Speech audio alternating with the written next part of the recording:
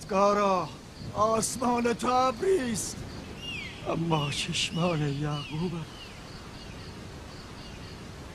راحیل 11 سال است که منتظر این فرزند می باشد. 11 سال است نیش و کنایه زنان فدان را می شنود و تحمل می کند. چقدر به او نازا گفتند، چقدر او را عقیم و بی ثمر خواندند.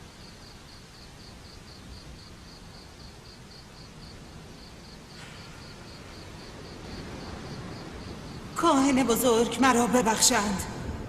امشب برای یعقوب و خاندانش خوابها دیدم. مرا تنها بگذارید.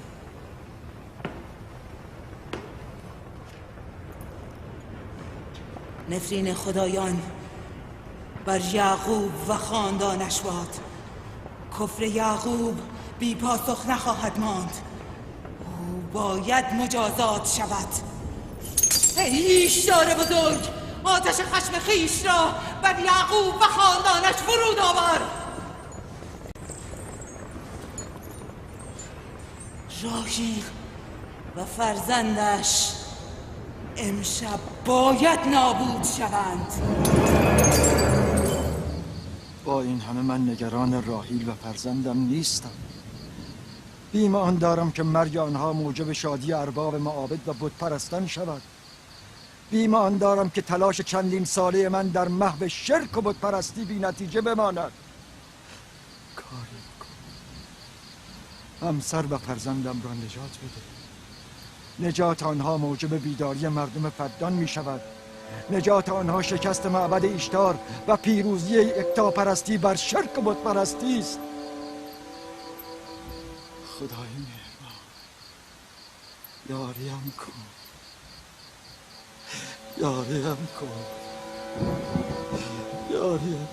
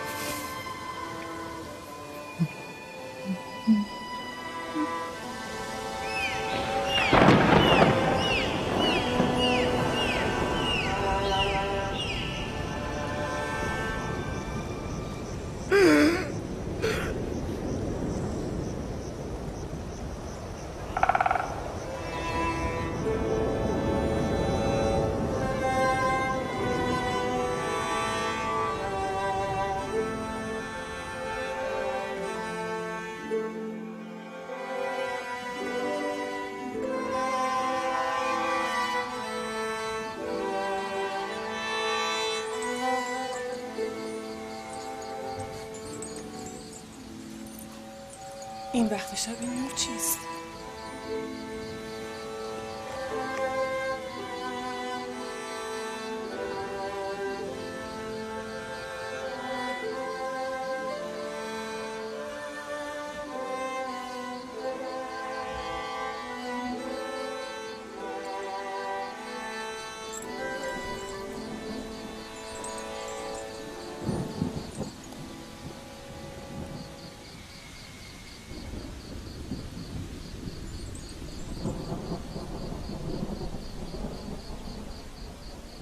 راحیل به هوش آمد.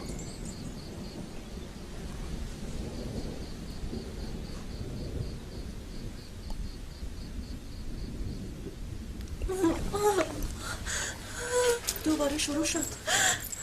راحیل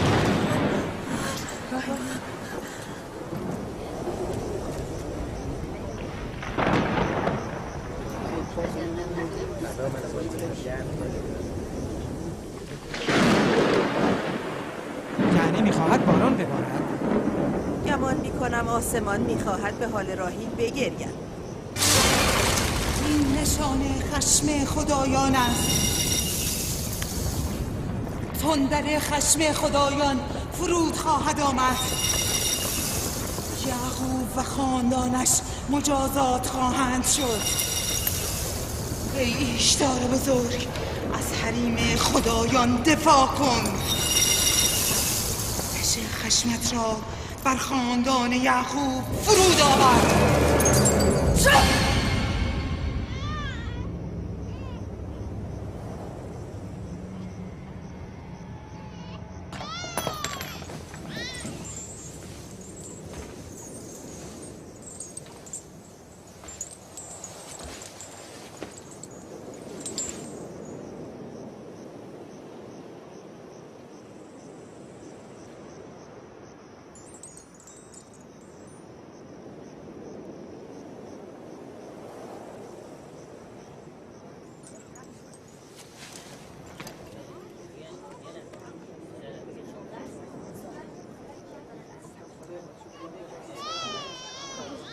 یعنی فرزند راحیل به سلامت به دنیا اومد؟ پس نفرین ایشتار جادوی ایستر.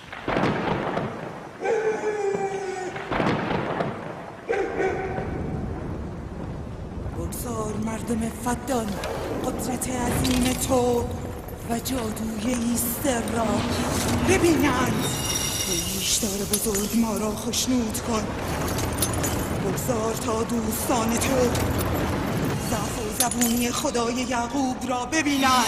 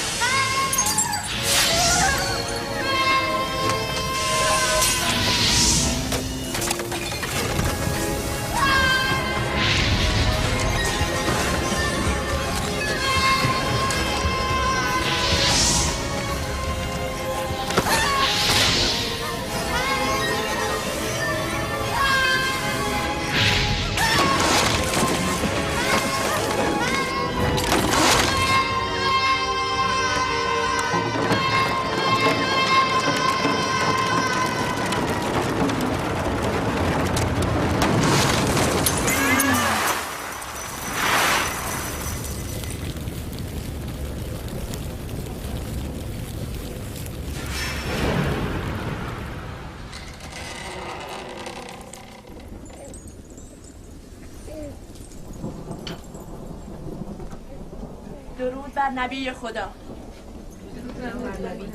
درود خداوند بر همه شما بود. قدم نورسید مبارک. مبارک.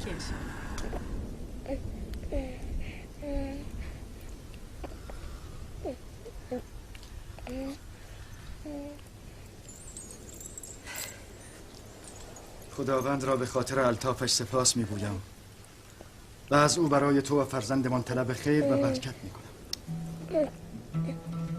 11 سال در انتظار تو بودیم. چرا این همه دیر؟ نمیپرسید فرزندتان پسر است یا دختر؟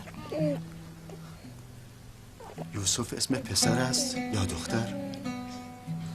از کجا دانستید؟ چه کسی به شما گفت؟ همان که ساعتی پیش مژده ورودش را به من داد.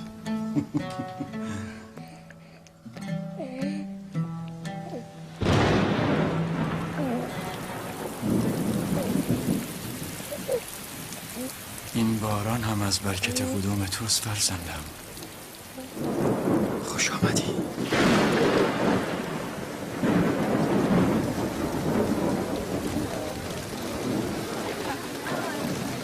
راحیل و فرزندش به سلامت هستند. آره بالان چه کار؟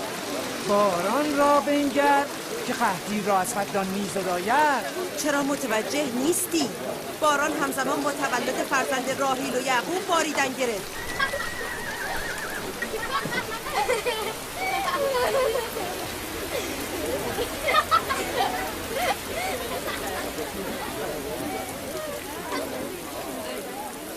یعنی راحیل و فرزندش سلامت هستن؟ آری میبینی که چه کودک خوشیمن و مبارکی است.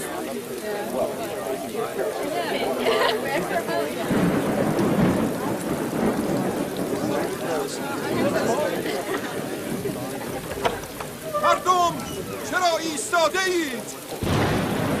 گوسفند و شتر قربانی کنید، بدان را آذین ببندید.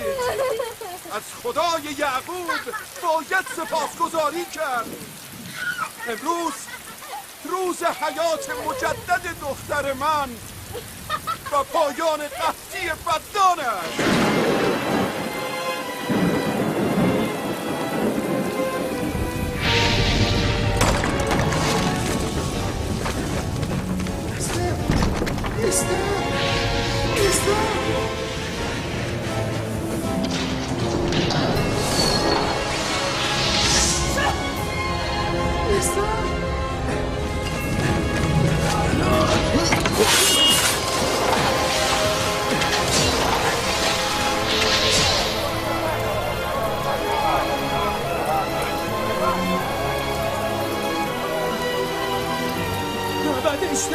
معبد اشتار آتش گرفته.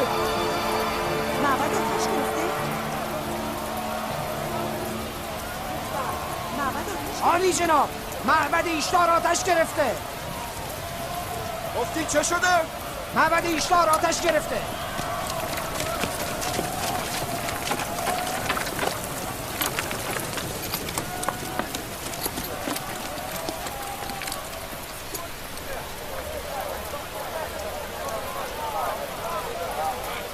یعنی چه اتفاقی افتاده است؟ با من بیایید.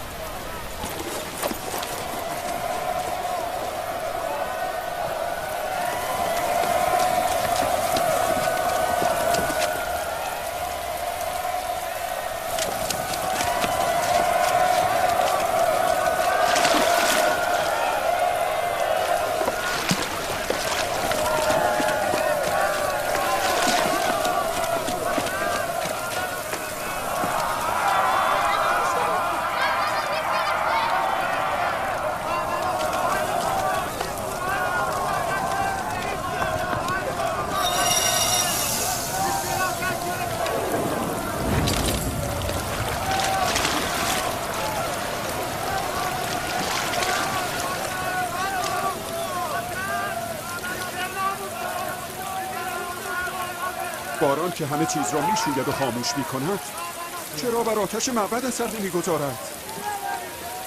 این عجیب نیست؟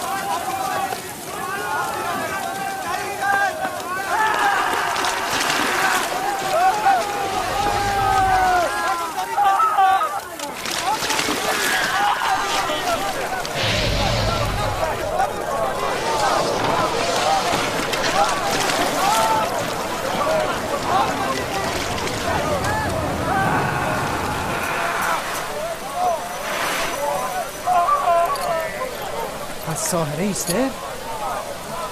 او در میان شعله های آتش بود، نتوانستیم نجاتش دهیم. ساحره سوخت.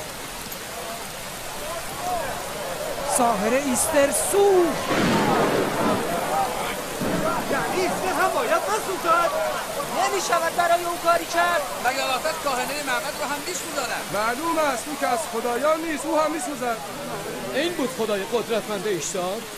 خود و کاهنانش در آتش سوختند و توان دفاع از خود را نداشتند. ایستر که میگفت راهیل و فرزندش نابود خواهند شد. چه شد؟ اینکه خودش نابود شد.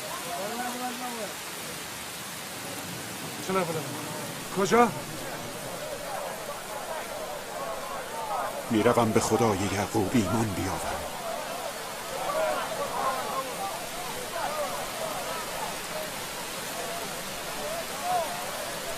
شما که میگفتید یعقوب عامل بدبختی و نابودی مردم فدان شده است، ولی به عکس فرزند یعقوب مایه نزول باران و خیر و برکت برای ما شده است. بروید. بمانید. کجا میروید؟ بمانید، از آیین نیاکان خود دفاع کنید. بمانید. کجا میروید؟ معبد در حال سوختن است. ایشتار نابود میشود. کاهن بزرگ میسوزد. برگردید. آتش معبد باید خاموش شود. بیشتر نجات بدهید. آتش را خاموش کنید.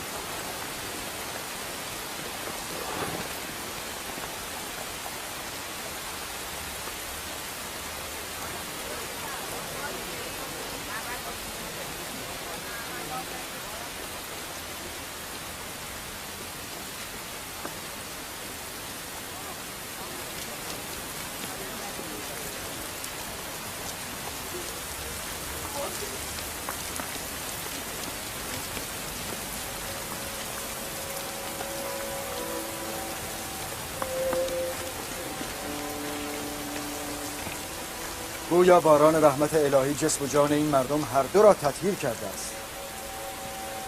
به یمن قدوم فرزند شما باران به فدان می‌بارد. او را به ما نشان نمی‌دهید؟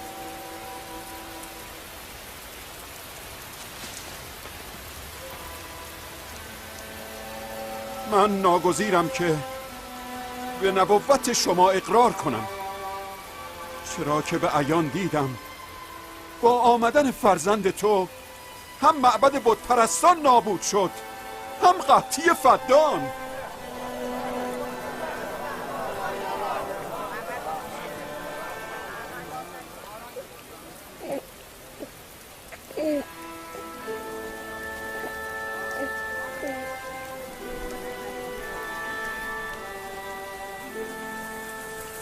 قدوم یوسف مبارک است، اما آن که معبد اشتار را نابود کرده و باران بر فدان نازل نموده خدای من است، خداوند یکتا. نمیخواهید او را ببینید؟ من و همسرم خدای تو را دیده بودیم. امشب مردم فدان نیز دیدند، هم قدرت بی انتهای خدای تو را، هم ذلت و زبونی خدایان خیش را. اینک آمده اند که به خداوند یکتا ایمان آورند. ای نبی خدا، ای نبی خدا، قلوب اینان را با نور ایمان منور گردان. آیا همه شما بر کلام فارس هستید؟ با من بگویید.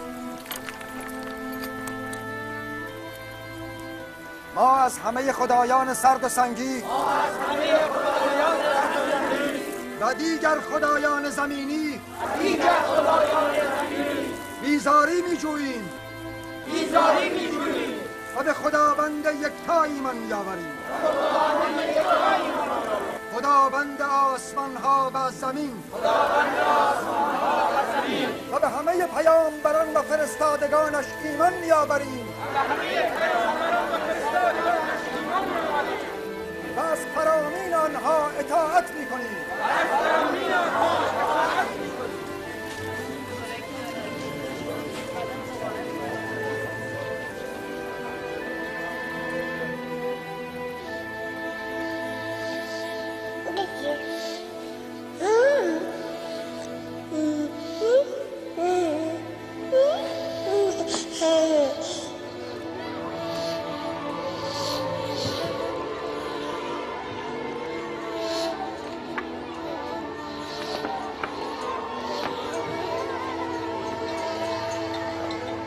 پنج سال از نزول خشم خداوند بر زیگورات اشتار می‌گذرد و 5 سال است که درهای نعمت خداوند بر روی مردم فدان آرام گشوده شده. راهیل همسر محبوب یعقوب نبی و مادر یوسف در انتظار فرزندی دیگر به سر میبرد. یوسف. بله مادر. امروز با پدر به صحرا میرویم. باشد مادر، من خوشحالم. برویم.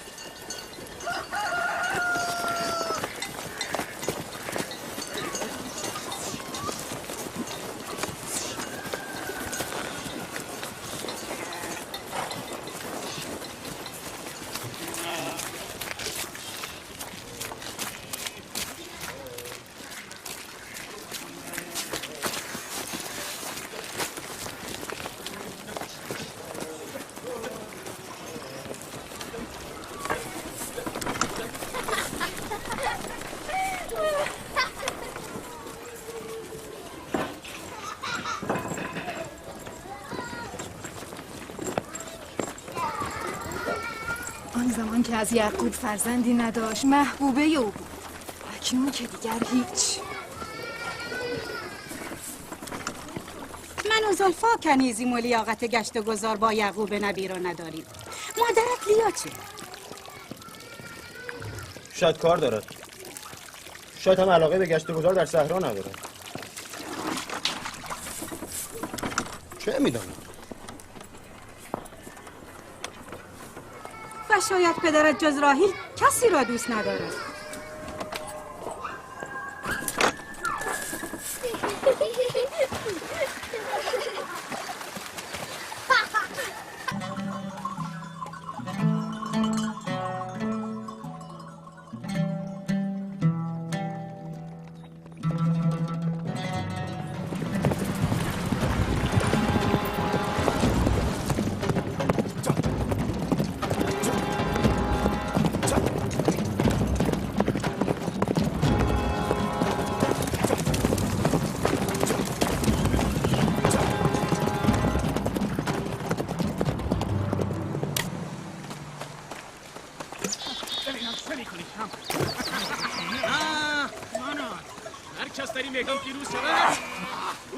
قصد دارم به زودی به زادگاه هم کنعان بازگردم.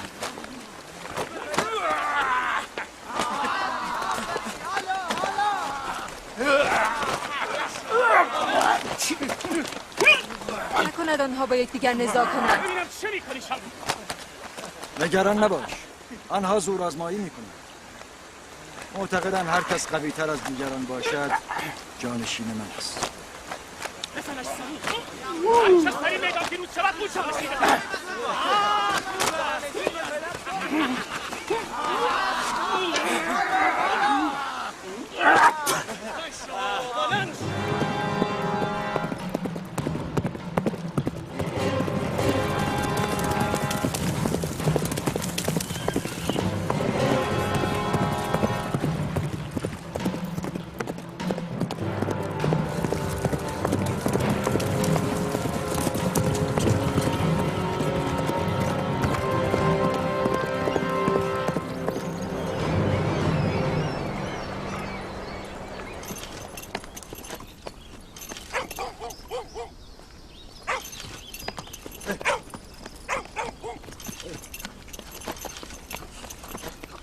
یعقوب نبی را میشناسی؟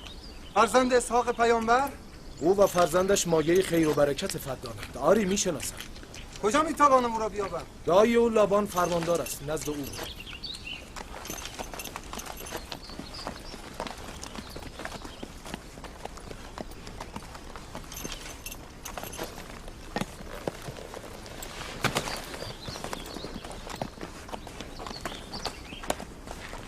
چه میخواهی؟ پیکی از کنعان هستم.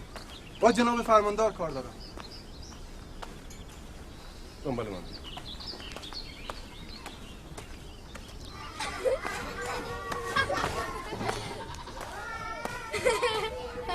دینه جان بیا دخترم.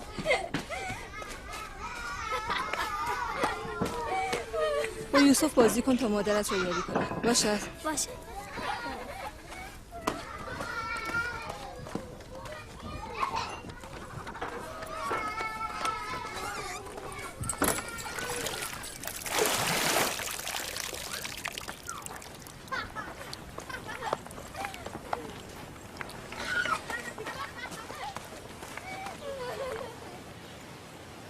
راهی خبری است؟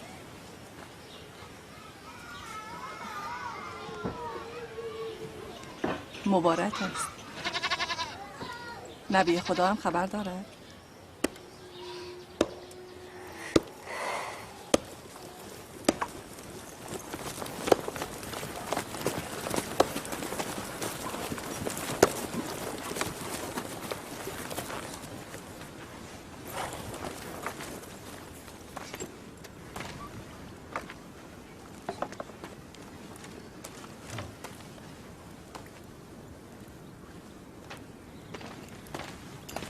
سلام پدر بزرگ. سلام پدر بزرگ. سلام پدر بزرگ. سلام پدر، خوش آمدی. سلام. چه شده یادی از ما کردی؟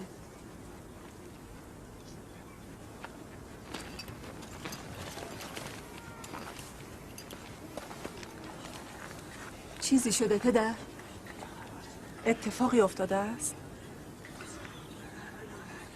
آن مرد که میبینید از کنعان آمده و خبرهای خوبی برای ما ندارد. یعقوب کجاست؟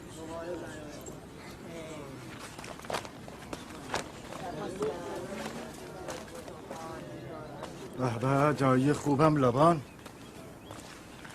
چه شده؟ راه گم کرده ای؟ اگر چه تلخ است اما میدانم تحمل شنیدنش را داره.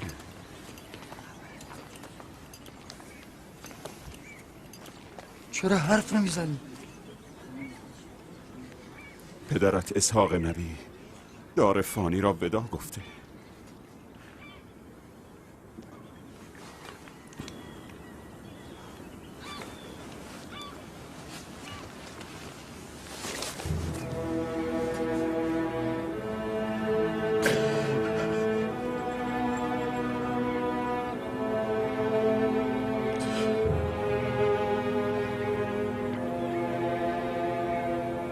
همه از خدایی و به سوی او برمیگردیم.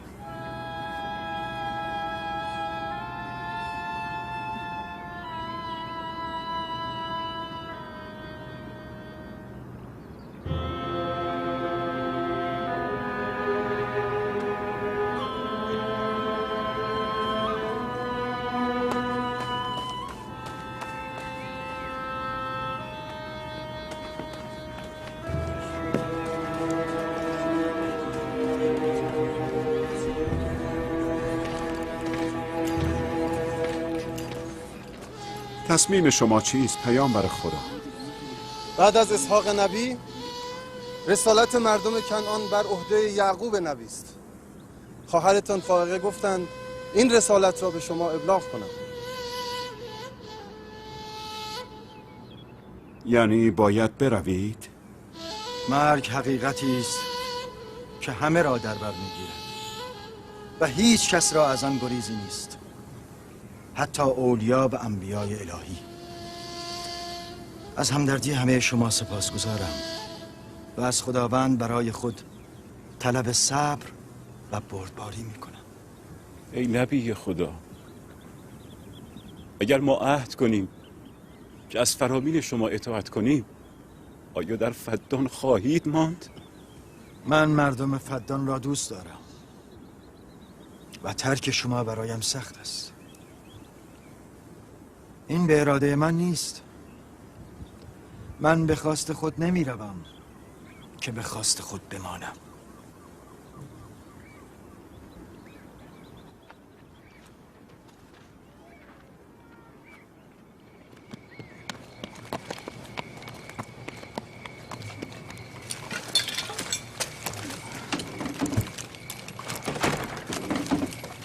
به خواست خدا ما فردا به سوی کنعان حرکت میکنیم. ما هم آماده‌ایم. من و همسرم نیز وسایل خود را جمع کرده ایم. شما دیگر کجا؟ با شما به کنعان. ما تا عمر داریم از نبی خدا دست بر نمی‌داریم. شما نمیتوانید با ما بیایید. بهتر از همینجا در فدان بمانید. خانه و کاشانه من جای خوبی برای زندگی شماست. ولی من زندگیم را مدیون شما هستم. ما عهد کردیم تا عمر داریم خدمتکار شما باشیم. همسر و بستگانت به تو نیاز دارند. اینجا وطن شماست و شما هیچ دینی نسبت به من ندارید. بهتر از همینجا بمانید.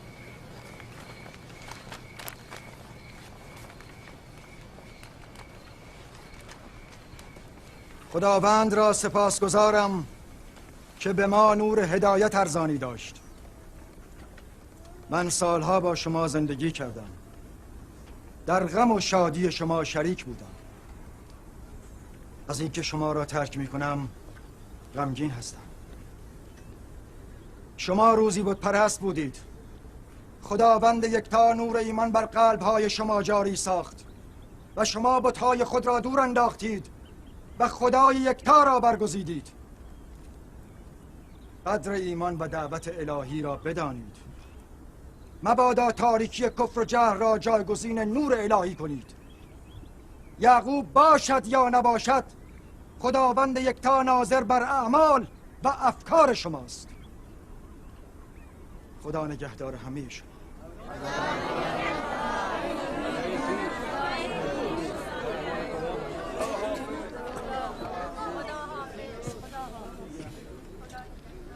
تو در این سالهای طولانی شبانی برای من مزدی دریافت نکردی.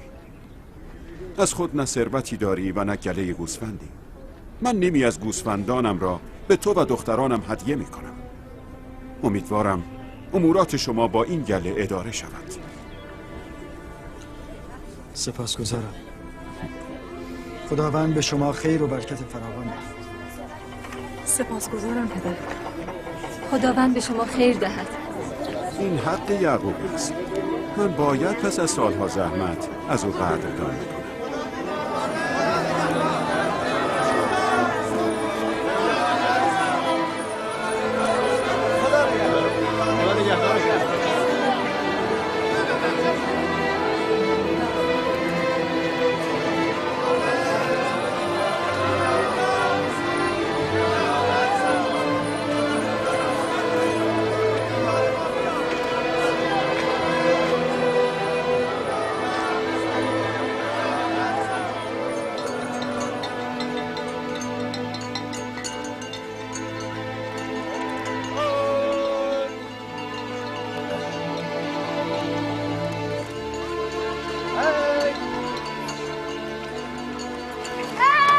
نگهدار همه شما.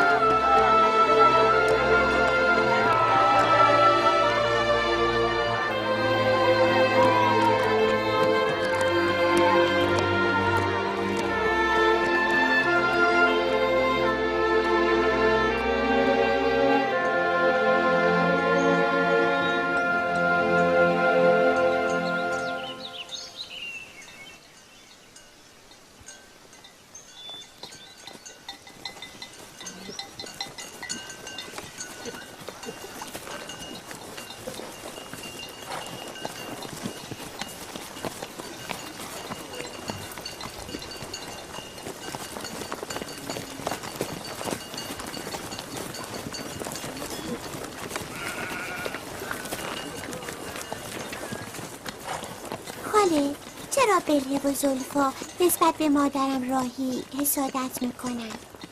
اینجا چه کسی به تو گفت؟ همه میگوین یهودا خودش از زبان بلهه و زلفا شنیده بود. کودکان نباید در این امور دخالت کنند، اما حال که سوال کرده ای پاسخ میدهم. بلهه در ابتدا کنیز مادرت راهیل بود. راهیل چون صاحب فرزندی نمیشد، بلهه را به پدرت هدیه داد تا از طریق او هم صاحب فرزند شود، هم علاقه پدرت را نسبت به خود حفظ کند. بلهه دان و نفتالی را به دنیا آورد و نزد راهیل و یعقوب بسیار عزیز و مورد احترام شد. حال طبیعی است که با به دنیا آمدن تو بلهه فکر کند که دیگر آن جایگاه سابق را ندارد و همین موجب حسادت او شده باشد. آیا زلفا کنیز شما بوده؟ آری. پس از اقدام راهیل من نیز کنیز خود زلفها را به پدرت هدیه دادم. نمیخواستم در جلب محبت پدرت راهیل بر من پیشی بگیرد. زلفا نیز جاد و عشیر را به دنیا آورد.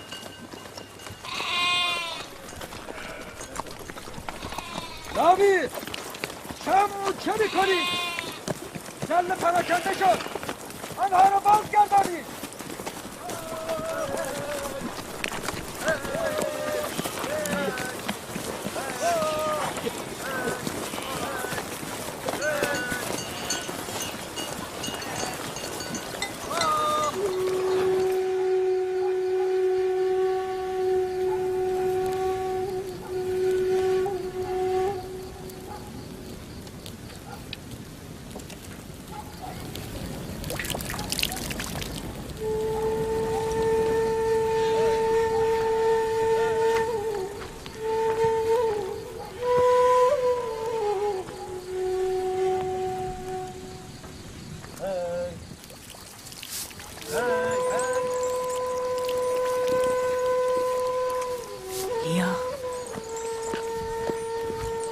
فکر نمی کنی که یعقوب بیش از حد جایگاه راهیل را عزیز می دارد؟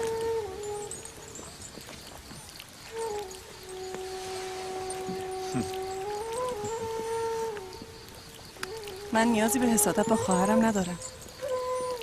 نه تعداد فرزندان او بیش از من است و نه محبت یعقوب به او افزونتر از من. پس حسادت برای چی؟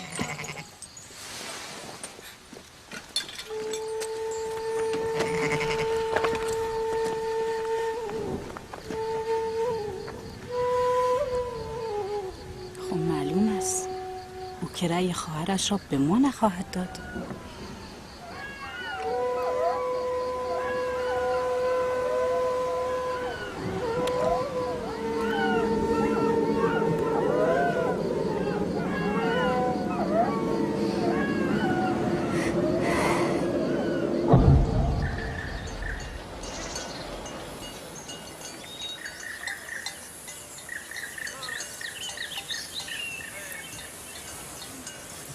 راه طولانی نشد؟ چیزی از راه نمانده.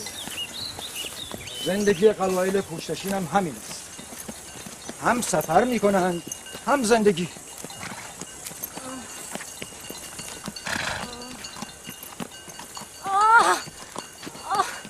لیا تا کنان چقدر راه است؟ تقریبا 3 فرسنگ. میتوانی تحمل کنی؟ نمیتوانم.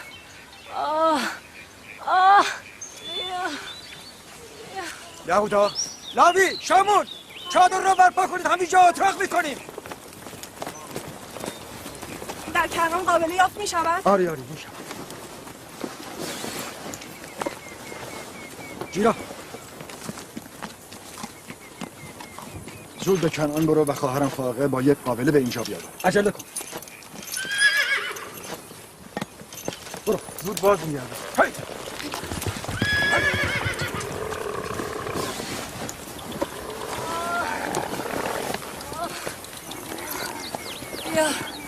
لیا تحمل کن خواهرم.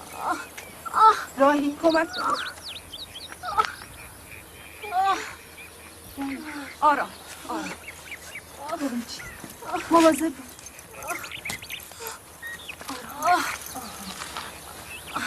آتش آماده کنید. زلفا زیر انداز بیاور. الان چه شده مادر؟ حالتان خوب نیست؟ نگران نباش، چیزی نیست. دینه یوسف را ببر. بگذار بماند. لیا تحمل کن خواهرم.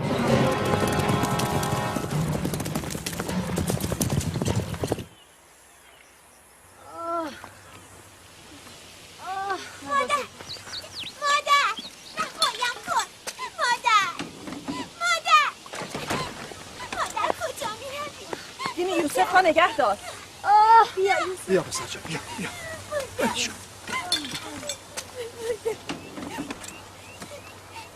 چه شده پسرم؟ یوسف تو نباید بروی. پدر من برای مادر میترسم. چرا پسر جان؟ اتفاقی نیفتاده. نگران نباش.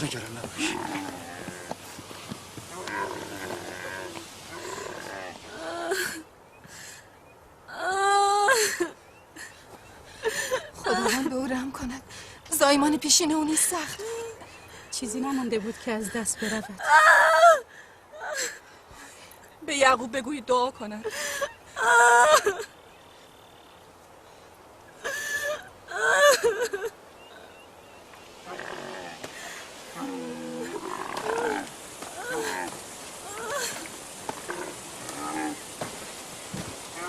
چه شد؟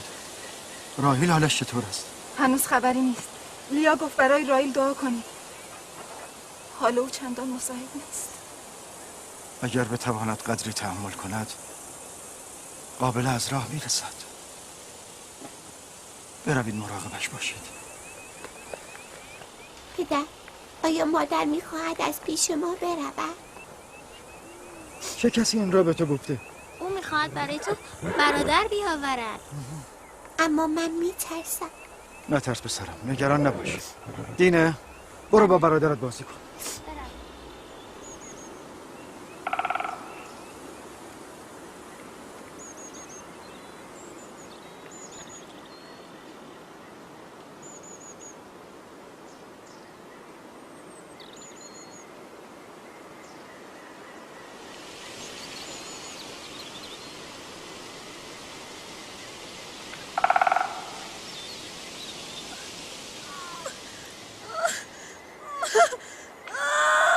اگر این بار هم چون زایمان پیشین باشد خداوند به او رحم کند.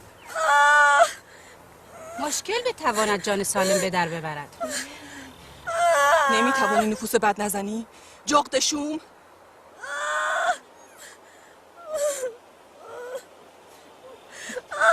کمی تحمل کنید. به دنبال قابله رفتم. کنعان راهی نیست.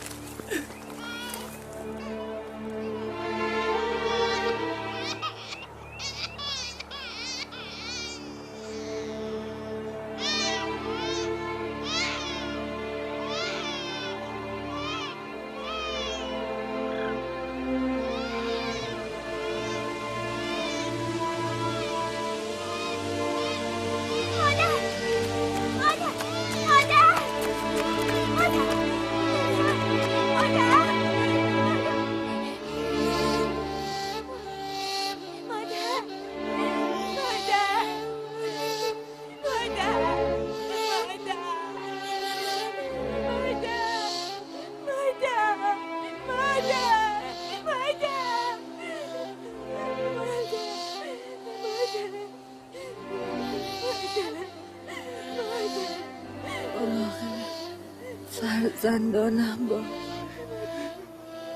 مراقب فرزندانم باش.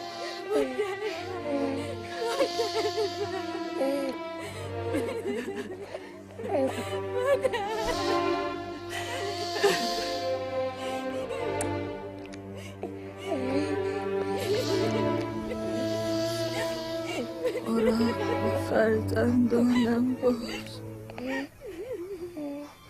نگذار غم بی مادری را احساس کند. نگذار.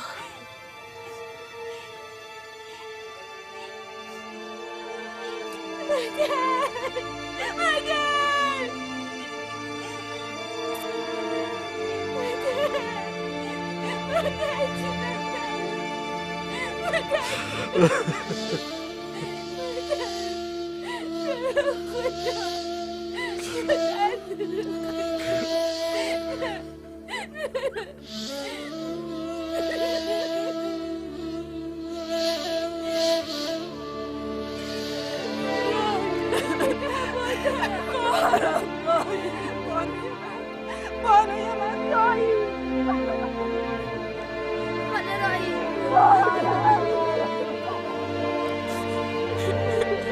Oh,